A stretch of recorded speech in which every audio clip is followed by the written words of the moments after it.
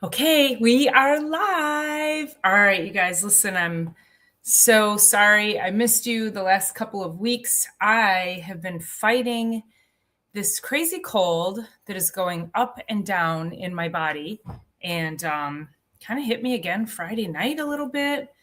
So, just continuing to move forward. But I'll let you all get in here, give you a couple of minutes, and then that's exactly actually what we're going to talk about today. Not so much me being sick, but what happens when you get a little sidelined? What happens to your body? What does your nervous system do? How does it recover? How do we get through that recovery process? What does it really mean for you and your health? Good morning, Lily. Good morning. Geez. Well, you said good morning, afternoon, and evening, right? Because we have a worldwide audience. So good evening, I should say. Probably good afternoon for you guys. You're 3 hours ahead of me. So behind me, ahead of me, behind me. I'm 3 hours ahead of you. Let's just say it like that. Okay. All right. So I'm just getting my brain back together. Just jumping back into this. I did prepare a really nice show for us tonight because I really want to talk about what the brain does. How does the brain go from fear? How does it go from happiness? How does it, how does it take you from healing? How does it keep you in chronic illness? There's, I'm prepared like a little bit of an opening statement. So I'm going to read this to you and then we'll go ahead and jump right in. So tonight's episode is full of science, stories, and straight truth about how your body remembers everything. It remembers the workout, the stress, the traumas, but also the good things, even the joy. So we're going to unpack what nerve memory actually is and the parts of your brain that fire when you're in fear versus when you're in safety. I'm also going to explain how these past experiences, even the ones you don't even consciously think about anymore, the ones you don't even know that you have are totally repressed, how they can shape your stress levels, your hormones, your decision making, and your overall health today.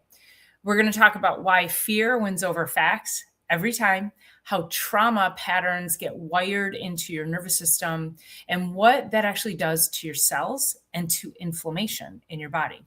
And then, most importantly, after we lay all of that out, I'm going to give you practical, doable ways to rewire your nervous system so you can move forward stronger, calmer, and more regulated. As you know, whenever I talk about anything, whenever I bring a topic to you, my overarching goal is to give you the education behind it, but also to give you tools and actionable things that you can do that help you move past it or regulate beyond it or improve your health and your life around things that maybe there's things that we can control and things that we can't. So that's always my goal. I never want to leave you with anything that makes you feel like, well, heck, I feel helpless now. That's never the point of any of the information that I bring out to you. So with that being said, if you are watching, please make sure you hit a like, a thumbs up. Make sure you're subscribing because then more people see the show. And also, if you're here on YouTube, please, if you're watching from my show, from my channel, Dr. Paula Ruffin, jump on over to It's All About the Biology and give a subscribe over there. And if you're watching from It's All About the Biology, please jump over to Dr. Paula Ruffin and give me a subscribe over there. I really, really appreciate it. Doing our best to grow both of these channels. So we want to see you. And we also, if you're here, please leave a comment. I always like to hear where you're from and how this information, how you feel value with this information. So go ahead and jump on over. And if you're watching from Facebook, leave a comment there. All the things we need you to do, right? That you get sick of hearing people like me say, but it's true. We have to do it. Okay. So let me tell you what inspired this show. Probably about 5 weeks ago now, I just was hit with a massive dose of exhaustion. So much so that I was not on the couch. I couldn't exercise. I would wake up in the morning and I just needed to come. And luckily this was happening mostly on the weekends. I mean, kind of ruined my weekends, but I would wake up in the morning and I would get up and I would be like, I can't do it. And I'd go straight to the couch and I would just lay on the couch and I watch TV all day, because also my brain didn't have the bandwidth to think. And for those who know me personally, if you're watching this or if you see me on social media, it probably looks like I'm in constant creative mode. And I usually am. I'm usually always doing something on social media. And just a quick side note, doesn't mean that I'm, I don't sit here and be like, look at my great life. It's not that. My goal of being on social media is to provide value and to, just give the proper information and help everybody weed through all of the confusing information out there. So, hey, Mary Lou. Mary Lou's popping in from Facebook. Thanks for jumping in. I appreciate it. So if you haven't seen me as much on social media, that's probably why, because I was on the struggle bus. And as I shared this story with so many people over these last few weeks, it's very relatable. People were like, oh my God, me too. I got hit with this exhaustion. So it was exhaustion. I didn't really know. I thought maybe, I got to take more vitamins. I went and I got an IV infusion. And then, and I apologize if I cough, I'll hit my cough button.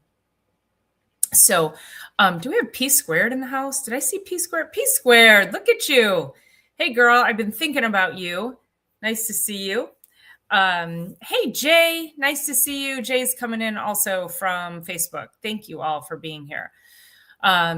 So about a week goes by with this just super tired. And I'm like, wow, and if you've ever had that level of exhaustion, it's frustrating. I mean, it's like, you can't think clearly. You're like, oh, I can't wait to get home and go to bed.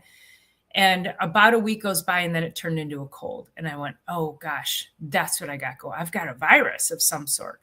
So it turned into a cold. That cold ebbed and flowed. And then it was more exhaustion. Well, the bottom line is I have only been to 3 yoga classes and 2 or 3 times to the gym in the past 5 weeks. And that is not like me.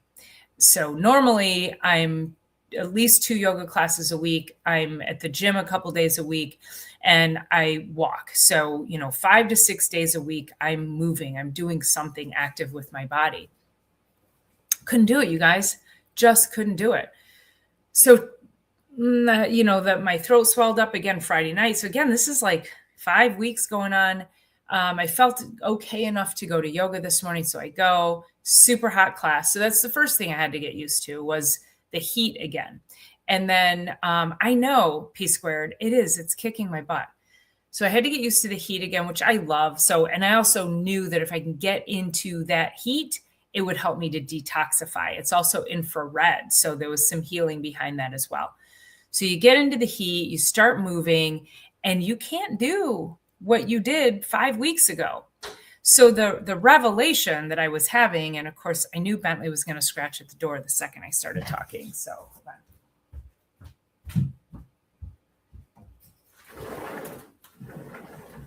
You'll get a cookie in a minute, mister. He comes in, he sits right down next to his cookie jar, which is right up on the counter. We'll get cookies after the show. So I know I really am human, P squared. So anyway, so the revelation is that we have to really give ourselves grace. When this happens, our bodies fortunately have a memory. Our nervous systems have this memory. And I'm going to talk about the different areas of the brain, why our bodies have this level of memory, how we retain that memory, how our brains have neuroplasticity. Our brains have neuroplasticity to grow new brain cells. But it also means that our brains can hold on to traumas. And so we can hold on to trauma memory, but we can hold on to movement memory. We can hold on to muscle memory. There's so many neurological ways that our body holds on to memory.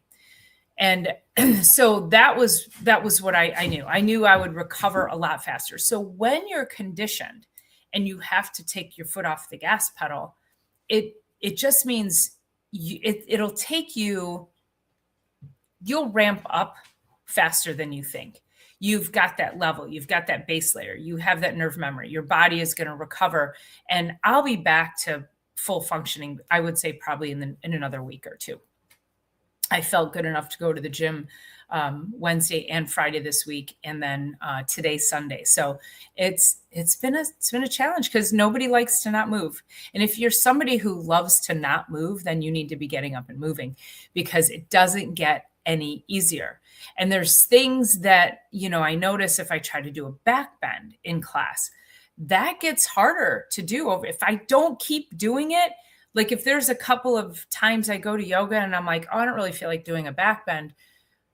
And then I go in again, and then I'm like, oh my God, that's a lot harder. So I make sure I continue to do things that I know are really hard so that I can continue to do things that are really hard, because that is what that nerve memory helps you do.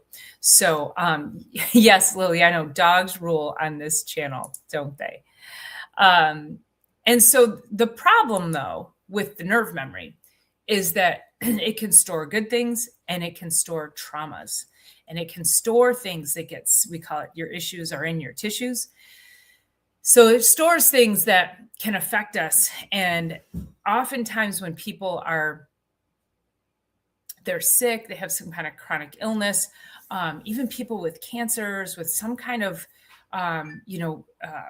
issue that they just can't seem to recover from.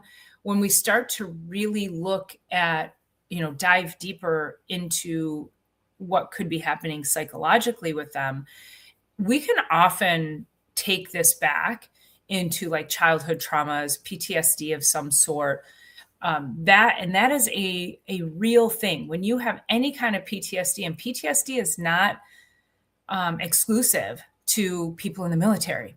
It's not exclusive to that. It's for anyone who's ever experienced any kind of trauma. And a lot of times we don't think about what these traumas are.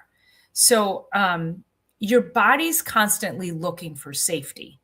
And that's the bottom line. So when we have these traumas, so let's say you, when you were growing up, you got a lot of criticism as a child.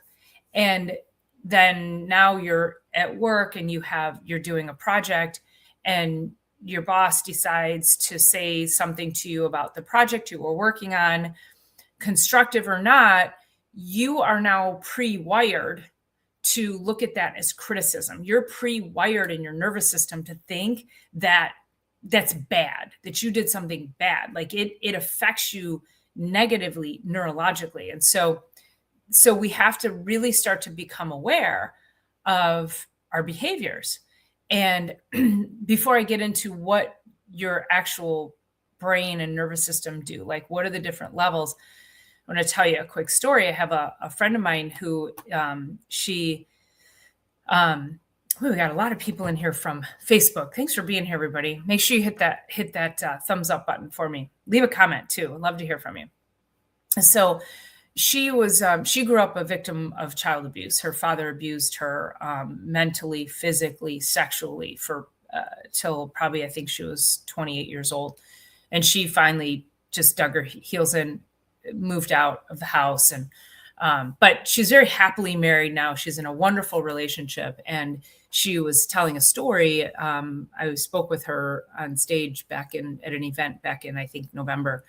And she ended up saying how she was in the kitchen, her and her husband were cooking together, and he walked up behind her to give her a hug. Well, now she knew he was there, right? They were cooking together. He walks up behind her to give her a hug, and she didn't expect that, but that's what her dad would do, was walk up behind her and hug her like that. I know it's kind of gross to think about, but just follow me. And she immediately screamed, like at the top of her lungs, just blood curdling scream, dropped the dishes that she was washing, and immediately broke down crying. And her husband just wanted to give her a hug. But this is how trauma gets stuck in us. And she's doing great things helping victims of domestic abuse. But that neurological etching, I'll call it, is so stuck with her. And it gets stuck in every one of us. Now, my my heart goes out to her. I'm always praying for her because I can't imagine what going through something like that looks like. However, we still have to work, and I know she's doing the work too, but it's a lifelong process. So when I say chronic traumas, it sounds woo-woo, but it's not, you guys. It's not at all. So follow me through this. Hey, Katie, nice to see you in here. Appreciate you being here. Nice to see you. And right, P squared, PTSD does not discriminate. It's crazy. And, sometimes we'll joke about, oh, I got PTSD about, whatever, eating a certain food or something like that. But yeah, you're right. And no child, young person, no one should experience that kind of abuse, because it does follow us through. And so again, this is where we go back to your body and your brain are always looking for, am I safe? It doesn't it doesn't care about logic, because fear wins over logic every single day, because the fear is what is going to save your life. So we have to think about, go back to the times of, primitive lifestyles when we had could be chased by a saber-toothed tiger at any point in time, is that the body's like, yeah, we have to be safe. So I'm going to kind of refer to my notes over here a little bit. So the body goes through, it has these neural pathways. So when you restart, so like went back into yoga today, and restarting, it felt clunky. My movements were off. My balance was off. My coordination was off. There were certain things that I just couldn't do because my body was not going to balance to that level. I had a little more vertigo, which I've had being sick. So I had to really be mindful of certain movements that I just didn't want to do, and I'm going to be stumbling all over. But really, I have to just tell myself this isn't failure. It's just reconditioning. And I will have my patients do this, quick sidebar, but I'll have my patients do proprioceptive exercises, balance, coordination. And they'll be like, oh, I can't do it. I fall every time I do it. I'm like, right, which means you got to keep doing it. And so that is retraining these neural pathways. This is part of that neuroplasticity. Your nervous system is plastic. It moves. It's like silly putty, right? And probably an oversimplification, but your nervous system, your brain can grow new neural cells. So we want to really be mindful of that we can teach old dogs new tricks. It is possible. So let's see. Will Burnell, thanks for being here, Will. I was fishing earlier and the crocodile swimming past me yeah. Well, okay. So let's think about this. If you grew up in the 80s, 70s and 80s, and the movie Jaws came out, who didn't want to swim in the ocean? Raise your hand if swimming in the ocean freaked you the F out because of Jaws. Okay. We were all going to get taken down by Jaws, weren't we? So it's things like that. It's a movie. It's not real. Yeah, and yes, sharks live in the ocean, but and shark attacks are so freaking rare. But yeah, that one got all of us, didn't it? So it's things like that. But our stress can come in different ways. So again, the physical traumas, the mental traumas, the emotional traumas. When I was a little girl, my mom, and I'm still trying to unpack this. I'm still trying to figure out this particular trauma.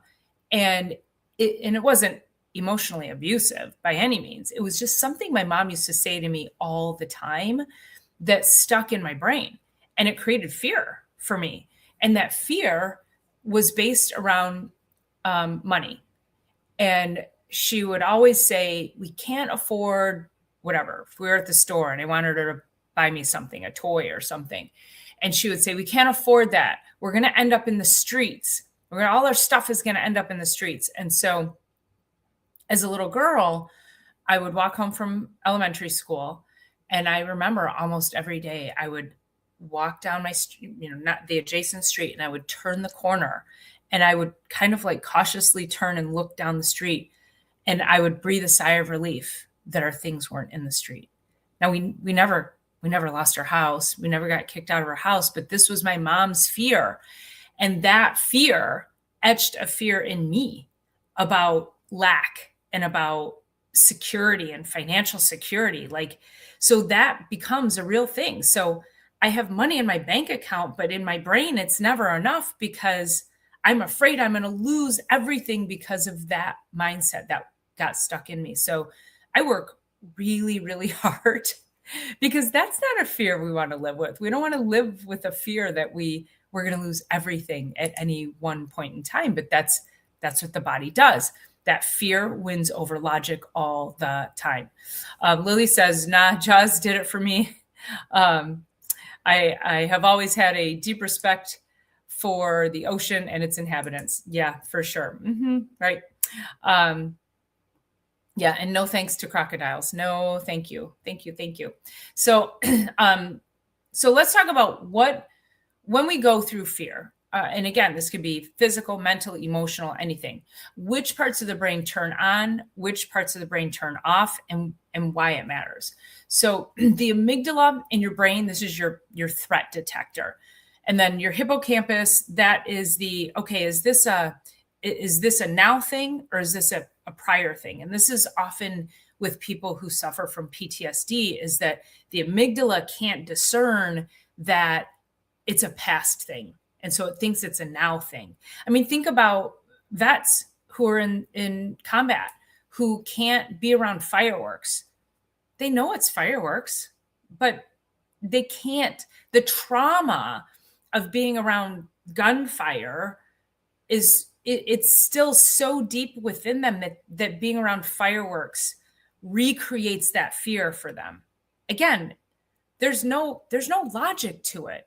There doesn't have to be, because these are these parts of your brain that are like, is this safe? So hearing a fireworks still triggers not safe, still triggers we must seek safety.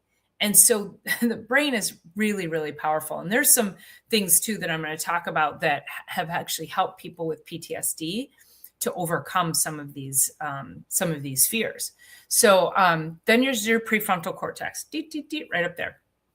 And your prefrontal cortex, this is what handles reasoning, rationality, clear mind. This is what regulates everything. It's your decision maker. It's how you make good decisions. And this is why when we say, kids make stupid decisions because their prefrontal cortex does not fully develop till they're like 25. That's why all kids are idiots till they grow up, right? I mean, I hate to say it, but they make some really dumb decisions. It's also why young kids have no fear. It's why young kids have that it'll never happen to me attitude. They have this, they're invincible. That's what happens in that younger generation. They're invincible because they can't even fathom. They don't have a rational, their frontal lobes aren't fully rational. They're not fully functioning for them to even be able to say, maybe I shouldn't do that.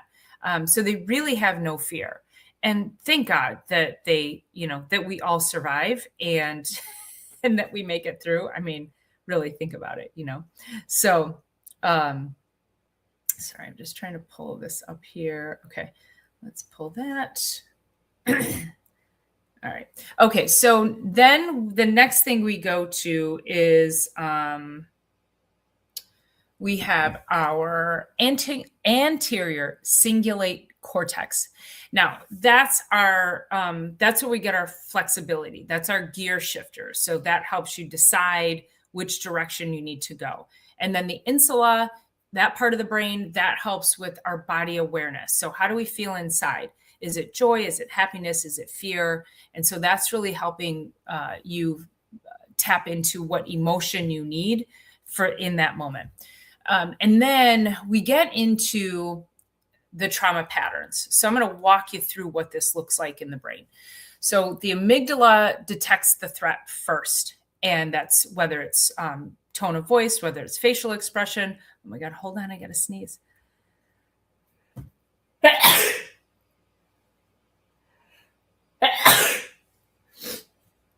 Ooh, okay, sorry about that. All right, so It could be a facial expression. It could be a tone. It could be you got an unexpected text. It could be you get an unexpected bill in the mail. There's some kind of conflict, pain, some level of uncertainty. That's what the amygdala does. And so that's going to detect that level of safety. Is this safe for me? Am I safe or am I not safe? Then the hypothalamus kicks in the stress. This is where fight or flight comes from. Do I fight? Do I flee? Or do I fight? Or do I fight or flight? Do I fight or do I flight? Or which is sometimes people call it flee. And so that's when your heart rate will go up. You get shallow breathing. Your blood gets shunted away from your internal organs into your arms and your legs so that you can run from that saber-toothed tiger. But the problem is the deadline. The deadline gets moved up. The email comes in, the phone call comes in, the text message comes in. My daughter just flew to a foreign country with her boyfriend today and a couple of friends. I'm terrified. Okay, I'm just going to tell you right there. I'm terrified. She's there. She's grown. She's 20. They're 21 to 23 years old. They're adults. So can't tell her not to go. Can't tell them not to go. They're going to go. But I am terrified. I can't do anything about it. So I have to regulate. I have to regulate as best I can because I also can't sit here in fear for the next 8 days, can I? So we have to be able to recognize when that's happening and then use some of the tools I'm going to lay out for you a little bit later and how to regulate that. So the hypothalamus kicks in, that's your fight or flight. And then the prefrontal cortex, this guy up here, decreases because rational thought requires a lot of brain power. The other parts of the brain, the little more primitive things that are happening, those are going to happen really quick. Prefrontal cortex takes time. And so that's why everything else overrides it. That's why in this chronic state, in this life that we live in a chronic state of stress, that's why we can't think clearly. That's why we have brain fog. That's why we have mood swings. That's why we can't sleep properly. That's why we're getting more dementia. We're completely shutting down our prefrontal cortex because we're in a constant state of fight or flight. Our bodies are constantly sensing fear and we're not regulating enough to be able to overcome that. So, think about this. Have you ever said, I don't know what overcame me, or I don't know what came over me. I know better. I don't know what I was thinking.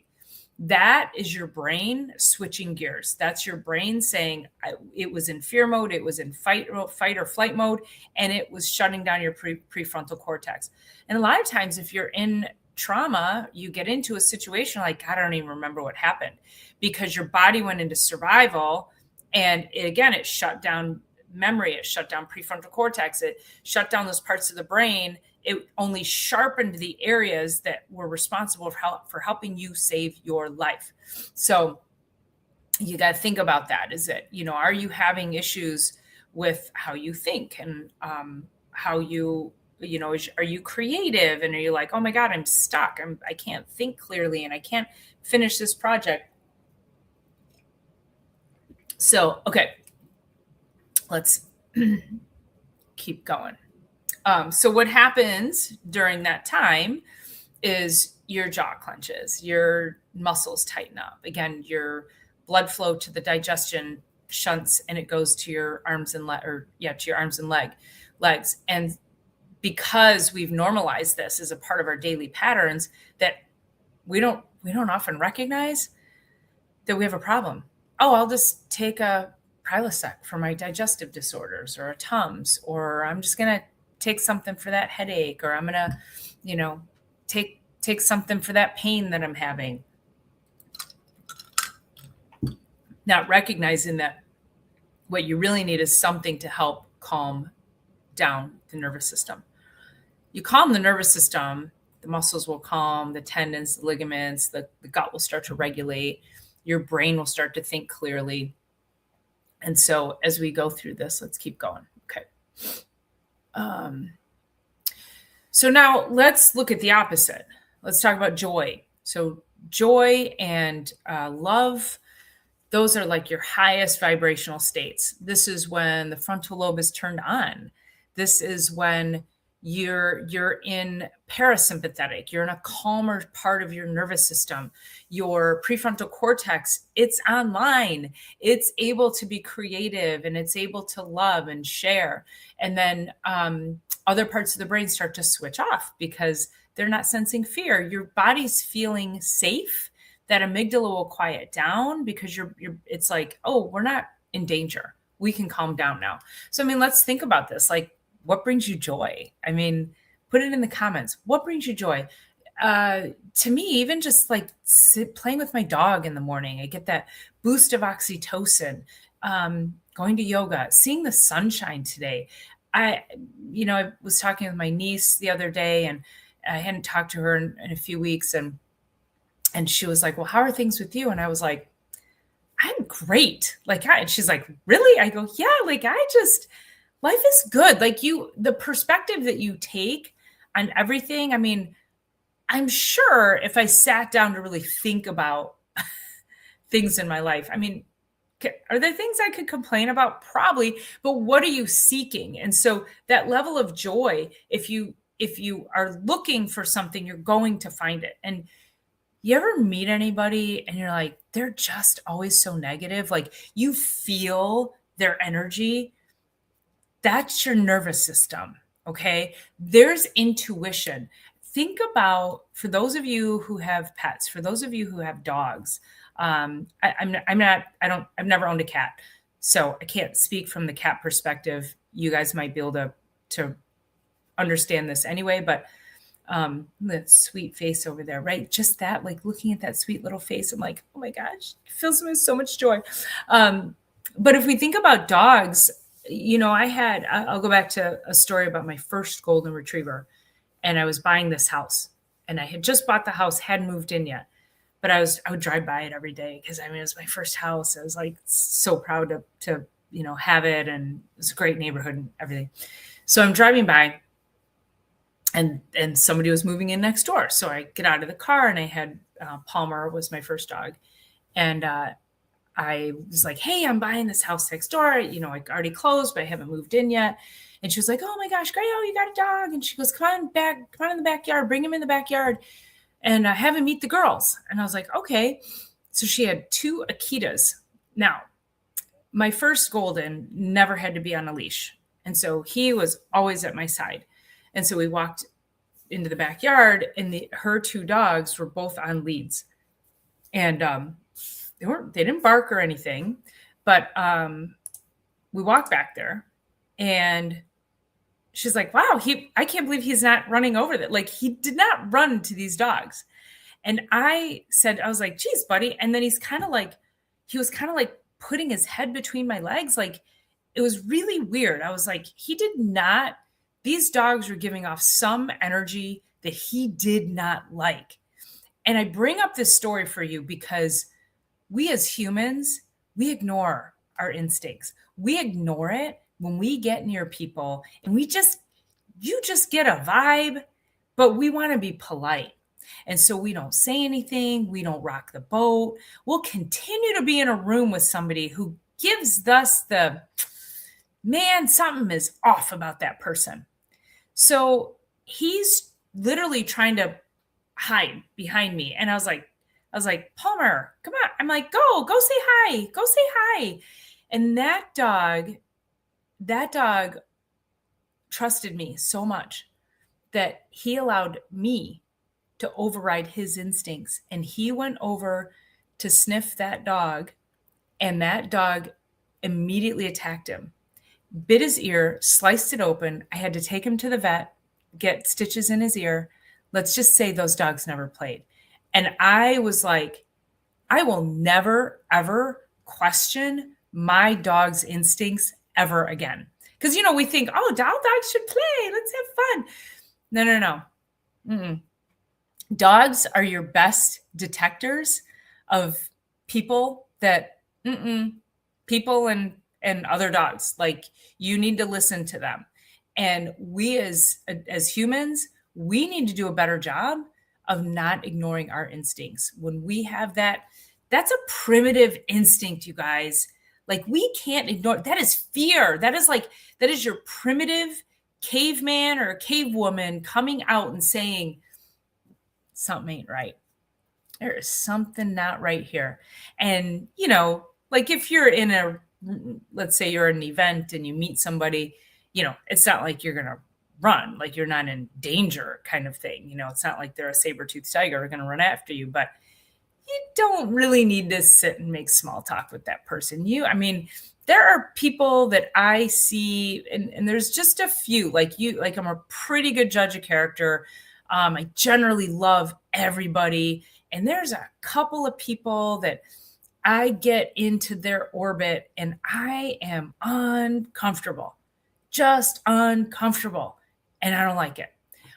So I do my very best to minimize my time with those people. So yeah, it's start listening to yourself and listening to what your nervous system is doing. So, all right. So let's talk about how trauma gets stored. So we say your issues are in your tissues. And so literally it comes down to what happens inside your cells, what happens in your DNA. It gets into these patterns of physiology, and it becomes subconscious. You don't know it's there. That's why a lot of people, say people have repressed memories that will then, be like, they don't remember their traumas. Oh, maybe, I guess, or maybe they go through therapy or they have hypnosis and they find out something like pretty seriously traumatic about their childhood. I was having a conversation with a friend of mine who was sharing with me. She said, she goes, I'm going through this thing, and she goes, it makes me wonder if I've ever been sexually abused. Like she was just like, and I said, I can't believe you said that. And she said, why? And I said, because I've been, friends with her for years. And I said, because I can't tell you how many times you've said things to me. And this little, like it was not a conscious thing for me until she said it. And then it came to my conscious, came to my frontal lobe, where I was like, I can't tell you how many times you've said something to me. And I thought, I wonder if she was sexually abused when she was a child. So she's working through that and doing hypnosis and all of that to try to figure it out. If you can figure it out and release it and get it away from your cells, you can heal beyond it. And she's doing some of the therapies that I'm going to talk about a little bit later. So there was this study that was done, and it was a CDC study. And they did this, they looked at the relationship between adverse childhood events and health risks later in life. And it found a high correlation that when people had a negative childhood event, some kind of adverse event in childhood, that they had higher negative health outcomes. So we would see with these people, these would be people who have chronic pain, autoimmune issues, anxiety, cancer, depression, gut problems, just general hormone disruption, chronic pain, tightness in the tissues. I see this with a lot of my patients who have really tight muscles, tight tendons. They're not flexible. Think about this. Fear causes you to, like you go into fight mode. And a lot of people who don't have flexibility, they're in fight mode. Like you're tight, you're tense, you're ready. So that's trauma. And I can sense that. Right? I've been practicing for 28 years. So I see that a lot in my practice, where people who are tight and tense and they're inflexible. So think about that. Like they're like, I can't be flexible because I got to be ready to, pop somebody or run. So it's a thing. If you're super tight and tense, you probably have some stored trauma in your tissues. So then our protection mode, this becomes our baseline. So our chronic stress patterns then shift the body. So you have that higher tone, so that tightness, tension. You're more of a shallow breather, A lot of people are shallow breathers, and that causes more of like a hyperventilation. You don't get fully oxygenated to the brain, to the rest of the body, to the blood flow. Jaw, TMJ issues, clicking and popping in the jaw, offset, pain in the jaw. TMJ, really, really common for chronic stress and stored traumas. Think of people who have TMJ, they grind their teeth at night. If you're a grinder, you have traumas. So if you grind your teeth, if you wear a bite guard, if you're like, oh, I don't grind anymore because I have a bite guard. No. If you have a bite guard, you have traumas. So we need to get rid of that.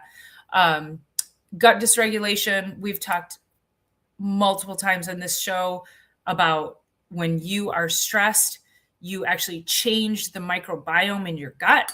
You cause more inflammation in the body. That inflammation goes everywhere. That causes, again, headaches, brain fog, your inability to think clearly. It can cause vertigo, again, chronic pain, and of course, complete gut dysregulation. We see our IBS people, our fibromyalgia people. Again, cancer, any other chronic illness, autoimmune issues go into that as well. So people will say, oh, my body's broken. But what's happened is that your body has learned to protect itself. Like the body doesn't make mistakes, but it's learned to protect itself because it's in fear. And so you have to figure out, which we're going to talk about, what do we need to do to help get the body out of fear? And it's not an overnight thing. It's probably going to be something you have to be doing for the rest of your life because it took a lifetime for you to get to this stored traumas. So, all right, let's go into, I'm going to go down a little bit more. I'm going to go into how do we rewire? So the very first thing is chiropractic.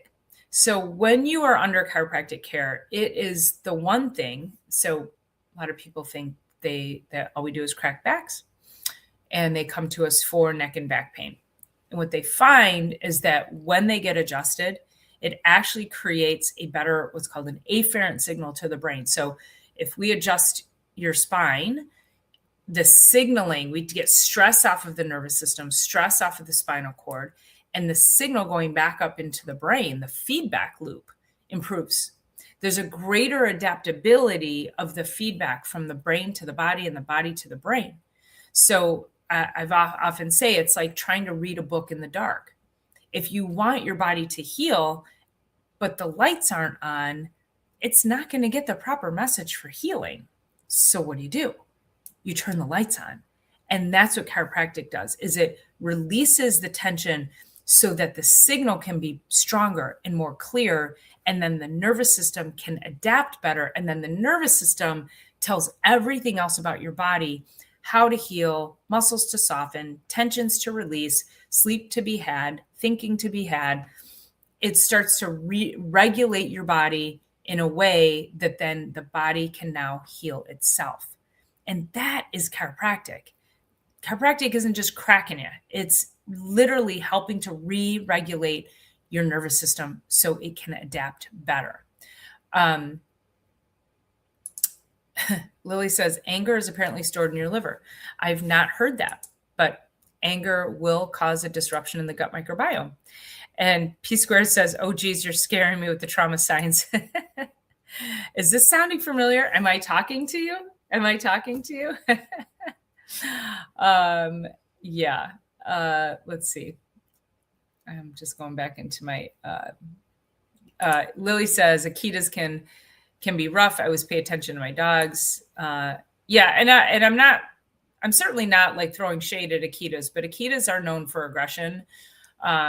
And again, but then there's some Akitas who are nice. So, but it was just an instinct that my dog had. So always pay attention to your pet for sure. Yep. Listen to them. Okay. So now, when we look at, okay, our second one then. So chiropractic is your primary thing. You go, you get adjusted. Then you do all of these other things that I'm going to talk about.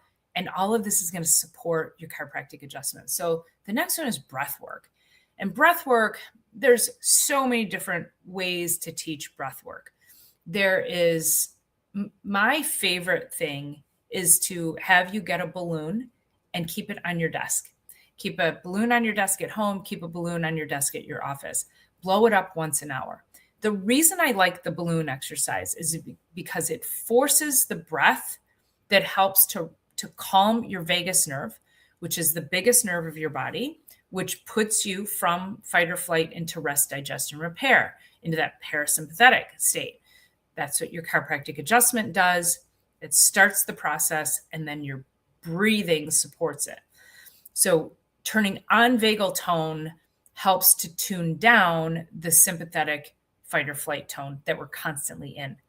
So blowing up that balloon, think about it. Like, everybody do this with me, okay? So if you were to blow up a balloon, what would you do? You'd go, and you'd hold it for a second, and then you'd go, and you have this long controlled exhale. That's a vagus nerve exercise. I teach that when I go in and I do workshops and talks to people and talk about nervous system regulation. I give everybody a balloon and I make them do that exercise. It's the easiest way to think about deep breathing. You can do, they call it box breathing. You can do, I don't know. There's so many different ways. And if you don't want to blow up a balloon, then just go look up all the different ways. Now, the other thing that deep breathing exercise that I love is yoga, because I get breath and movement all in one. And of course, I love yoga because it also works on balance, coordination. It is helping to strengthen your nervous system and and help you to be more flexible. And also, it's in heat. So think about silly putty. If you pull silly putty out of the little egg and you just try to pull it apart, it snaps. That's how your muscles are. Your muscles get cold. But then if you're in a warm room, think about the silly putty. You warm it up and then you go to stretch it, and so your muscles are more responsive from when you're in that heated environment, and you can really get deep into your joints and into your muscles. And it feels amazing. It's so nourishing to the body and the joints. And then the one that I wanted to mention, which I have not personally practiced, but I know people who have had good luck with this, is the EMDR, which is eye movement. What's the D stand for? Hold on. I forgot. EMDR. There it is. Eye movement desensitization reprocessing.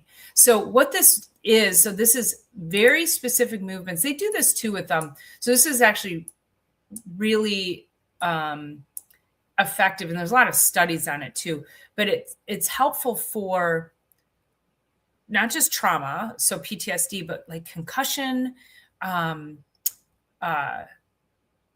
vertigo, Parkinson's, dementia, just think anything brain, ADD, ADHD. And it's a really powerful way to help, again, because the eyes are connected. The optic nerve goes back and it connects into the brain, directly deep into the brain. So when you do exercises for the eyes, it actually helps to reconnect the neural pathways. So EMDR has been shown to be really effective for people with PTSD and, like, say, concussion and other brain injuries. So I would recommend that. And then we talked about a practice of joy. So I mentioned it earlier, didn't necessarily talk about a practice of joy, but this is the, it's not woo-woo. Living a joyful, happy life is not woo-woo. This connects you to yourself, first of all. I don't think we practice enough joy for ourselves. We often look for joy and affirmation outside of us. And if we can't find joy within us, we're not going to be able to give joy either. So joy and love, all of that has to be within you first. And then we can really connect with people. I on what was it, National Kindness Day, I did a video and I had asked everybody. I said, if I gave you $1,000, would you want to give? And I told you you have to give it away, but in one of two ways. You can either give $1,000 to one person, or you can give $1 to 1,000 people. What would you do? And people's first response is to say, well, I'd give 1,000 to one person. I mean, that has more impact. But it's not about that $1,000 to that one person. It's about the act of giving. It's about the act of kindness. You give somebody $1, and that dollar, you are exercising a muscle of joy and kindness. And here's what happens. You give $1 to 1,000 people, and what happens, give $1 to 1,000 people. And what happens is other people, they also get increased dopamine, increased oxytocin. They also experience joy by watching acts of kindness. So the more you do, it doesn't have to be a big, you give somebody a nickel, because I guess we're not making pennies anymore, but give somebody a nickel and you can watch, you can energetically affect the world around you just by giving over and over and over again. And so you feel the joy of giving, people experience the joy of receiving, and then other people experience joy by observing. I mean, isn't that cool? So I know. And then I got this one too. Can I give $10 to 100? You can do whatever you want.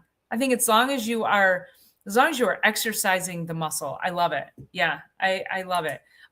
During COVID, I was going out and giving $25. I'd give $25 gift cards. I would just buy a bunch of $25 gift cards, and I'd go to a gas station and I'd walk up to somebody and I'm like, hey, I'd like to buy your gas.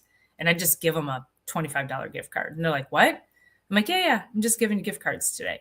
And I called it Tankful Tuesday. Tankful Tuesday. I'd go out on Tuesdays and I'd give out gas cards to people. Probably should rebirth that. Dondi, this is my good friend and colleague, Dr. Dondi Nettles. Hey, Dr. Paula, great info. You look marvelous, my genius friend. Thank you for sharing your wisdom. Love you, my brother. It's so great to see you on here. I appreciate you tuning into my live. That's so great.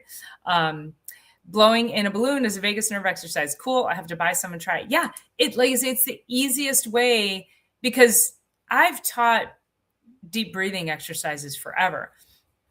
I discovered that one a few years ago.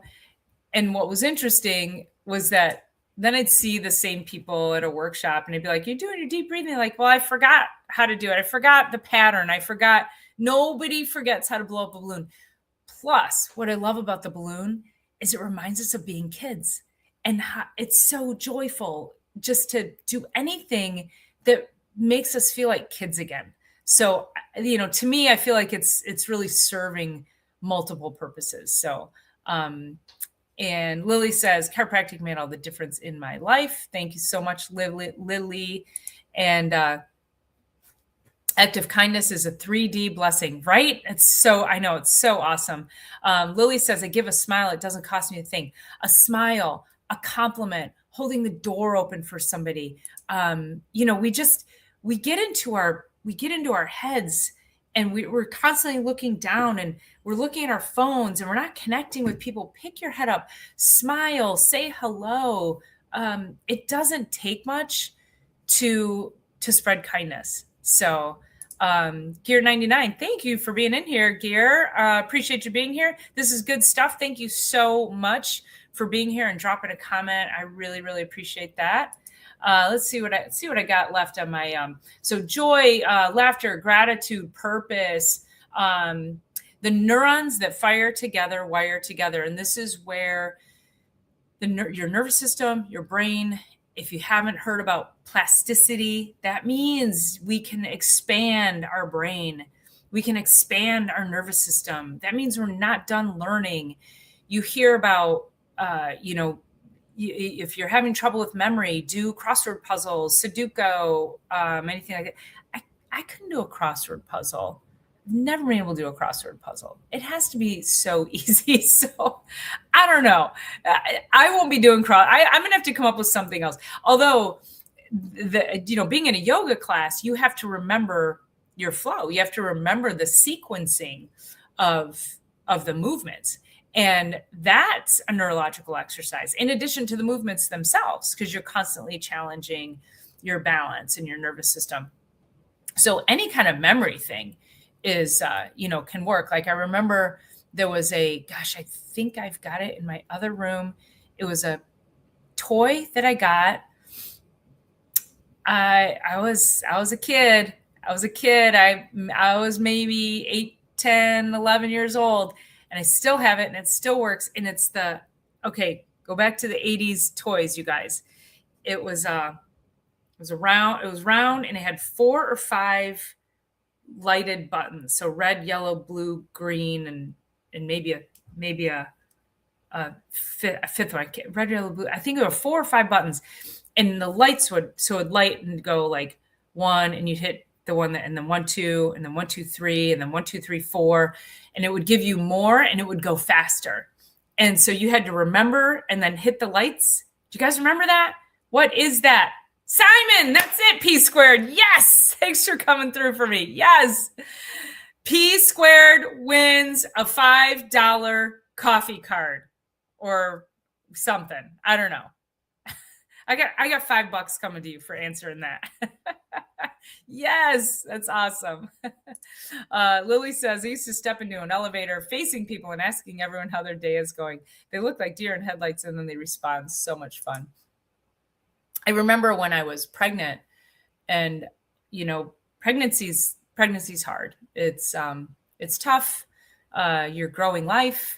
But one of the things that, some women are like, I loved being pregnant. And I don't know if I would say that I didn't dislike it by any means, because growing life is pretty friggin' cool. But the thing that I did love about it was everybody smiled. Think about it. When you see a pregnant woman, do you smile at her? Everybody smiles at pregnant women because they're growing life. They're glowing. There is joy. They're going to bring this beautiful baby into the world. And I thought that was pretty cool. That was really cool that I experienced that much connection with people when I was pregnant. And so, yeah, so smile more at people. There's your act of kindness, right? So let's see what else I got in my notes here for you. Okay. So all of this is an effort to regulate your nervous system. We have to recognize why our nervous systems are dysregulated to begin with. And, a lot of our lives have talked about all the things in life that dysregulate us. And today was important because I wanted to get into the why it gets dysregulated, which again, I was telling you that it was the experience of not being able to go to yoga, not being able to go to the gym, not being able to, feeling like all I could do was lay on the couch and do nothing. And literally like just watch TV. I binge watched and finally finished Emily in Paris, which was really cute. But the whole point is that when you're just stripped down to that, like you're like, okay, you get toe to toe with it. Now, that was a virus. It was I caught a cold. But what about people who have, who get some kind of a diagnosis, some kind of a terminal illness, cancer? I work with a lot of my patients have some kind of neurodegenerative disease, Parkinson's, Alzheimer's. It's crazy. Dementia. Here's the sad part.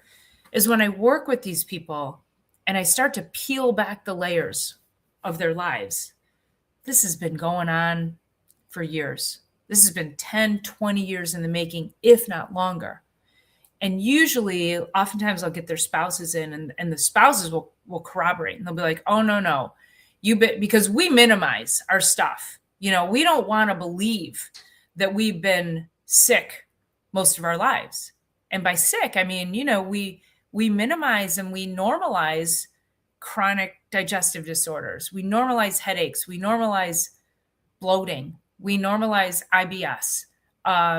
We normalize hypertension. None of it's normal. We regulate it with meds. It doesn't fix it. And oftentimes we think that just because we're taking a medication for something, oh, well, I take my Prilosec every day, so I'm fine. Do you have any idea the downstream damage that you're doing to your body by taking that one damn drug every single day? I mean, it is I've done shows on it. You want me to do another one? I will. I promise I will. Because man, that creates a disaster for your health.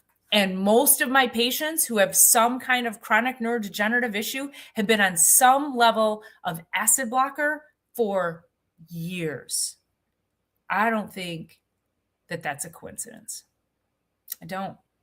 So I do this because if you have any signals at all talking to you today and you don't have some kind of chronic neurodegenerative or, cancer or anything like that, then it's time to listen up and it's time to do something about it. It is time to stop living with normalizing the signals that your body's telling you. I don't even like the word symptom anymore because we can regulate symptoms with meds and we think it's normal.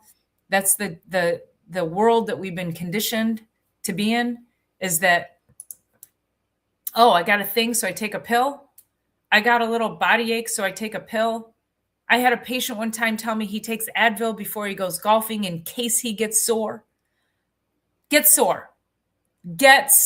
Let your body feel something. Like what is wrong with allowing your body to give you feedback for how it's feeling?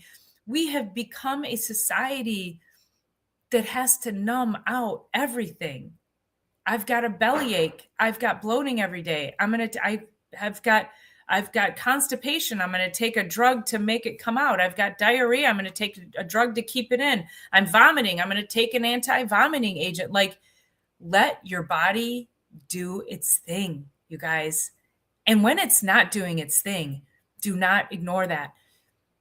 You got to hear the signals and you have to say to yourself, what can I do about this? And the sad part is that most mainstream things are, most of your doctors, you're going to be like, my labs are fine. I had a new patient last week. My labs are fine. My doctor tells me nothing's wrong. He's been dealing with IBS. He's been dealing with anxiety and depression so badly. He did not tell me he was suicidal, but he did allude potentially to that. He kept saying, I was in a very dark place and I feel myself going there again because I'm in so much pain. It's not okay.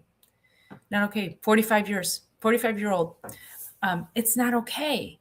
And we can help these people if we get them the right information and if they're willing to do the work that's required to unravel all the damage that's been done. It's not an overnight thing. And these are my best clients are the ones who are like, I trust you. I'm going to trust the process. I didn't get here overnight. I know I'm going to be here a while. Great. Let's get to fucking work. Like, let's fix you. Like, let's fix this. That world out there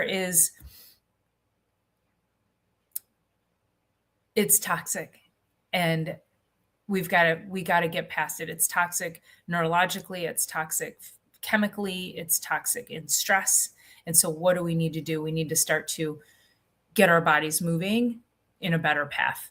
And so yeah, stop masking the symptoms. They are signals. Your body wants something better from you. And so I'm here to lead you in that journey. So All righty. Okay. So that is what I had in my notes. And let me go back and see if we got um, any more comments here to read. So let me think here. Lily said, oh, let's see. Let me go back here. My mom used to tell me my face would freeze if I made a stupid face. Yep. I heard that too, right? Heard that one. Don't cross your eyes and they'll stay crossed. Yep, we remember all of those. Will Burnell says, I have had night terrors, PTSD, nervous breakdowns, etc.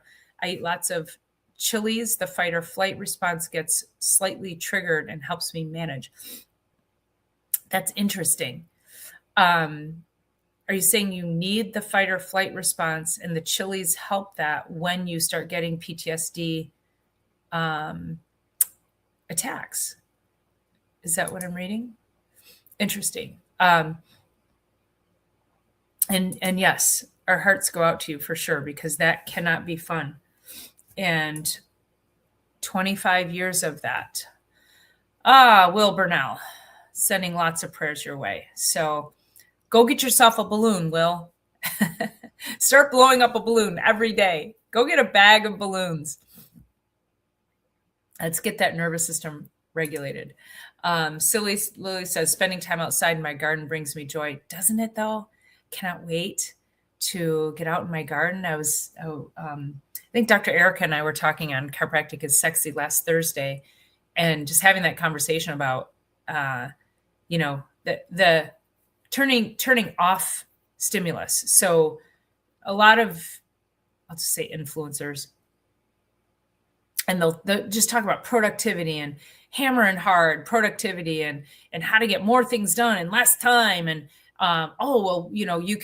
you can listen to podcasts while you're taking your walk. You can work on a project while you're taking a walk with ChatGPT. All these things. You could listen to music. You could listen to a book. You could all this. My whole take on that was get the earbuds out of your ears and listen to the sounds of nature, because that is grounding. We have to at least disconnect for a few minutes a day, and not just when you close your eyes at night to go to sleep, but getting out in the middle of the day. And we have the stimulus coming at us, then we go out and we're like, I'm going to put my headphones on and I'm going to listen to loud music or listen to a podcast or whatever it is. It does not help calm your nervous system. But if you can just go listen to the wind, listen to the birds, just, listen to I remember, in the fall, and I would go walk in the park with Bentley, and the sound of leaves, there was a section that had all the fallen leaves. And every time I'd get to that section, and I would just slowly go through it, and I would just listen to the leaves crunching underneath my feet. And man, that sound was so cathartic. Like, just think again, like it's a sound that takes you back to being a kid. So we have to reconnect our brains, our nervous system to the earth, to the sounds of nature, and get away from this constant input, because that is just killing our nervous system.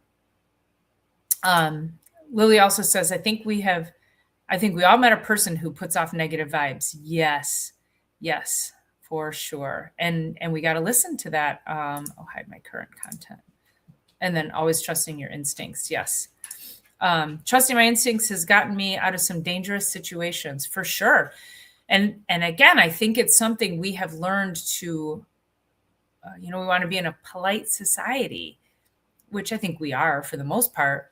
But in general, we've just also been conditioned to be polite even when we are sensing something different. So yeah. Let's keep going there. I got Dondi. So good to see him here. Lily, and then P Squared answers the Simon. Lily says, thank you so much to those who are listening, watching this podcast. Dr. Paula brings us so much useful information. I appreciate that so much, Lily. Long-standing pain can bring on deep depression. They feel alone in their pain and they have little hope of relief. And that's what he kept saying. He said, I just don't have any hope. That breaks my heart because, again, this man has been to his medical doctor, I don't even remember how many times over the years, and hasn't gotten answers. Hasn't gotten any answers. Thanks, P Squared. Always great to see you. I'm so glad you were able to jump in. Lily says, exactly, sit still, listen to the birds sing, listen to the breeze through the leaves on the trees. Crickets are an ancient memory that we all share from the time we sat around a fire pit to warm. My neighbor next door, her backyard's a disaster. She's kind of a recluse, and I never see her. But she's got a pool back there. I've lived in my house 25 years, and the pool's never been filled. So it's just like retains water, and there's deer back there and skunks and all kinds of stuff. And but the peepers at night that come from her backyard, I mean, you go out there and it is a cacophony of peepers, you know, oh my God, I've recorded it and sent it to my sister. I'm like, it is so beautiful. I love sitting out there where it's just so loud. I can't wait. I cannot wait. So, all right, everybody, thank you so much for joining in. I'm going to sign off. We've been going for just over an hour and 10 minutes, but I appreciate everybody jumping in. Again, please give me a thumbs up, give me a like, give me a love. Leave a comment. Make sure you're subscribing so you tune in. So every Sunday night we are here live. And then every Thursday at 1:00, I'm live with Dr. Erica on Chiropractic is Sexy. So thank you, everybody, for all of your kind words and your engagement. And I hope you found this helpful. So we'll see you Thursday and then next Sunday. Have a great night and a great week.